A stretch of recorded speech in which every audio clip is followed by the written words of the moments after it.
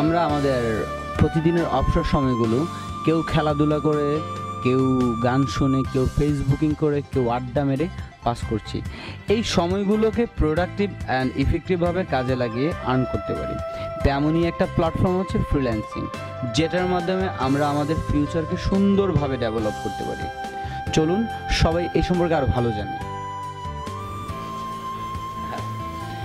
Freelancer হচ্ছে মুক্তভাবে কাজ করার একটি মাধ্যম। যে কেউ যেখানে খুশি সেখানে বসেই কাজ করতে পারে। সারা বিশ্ব জুড়ে ফ্রিল্যান্সারের জন্য বড় মার্কেট রয়েছে, যেমন আপওয়ার্ক, ফ্রিল্যান্সার।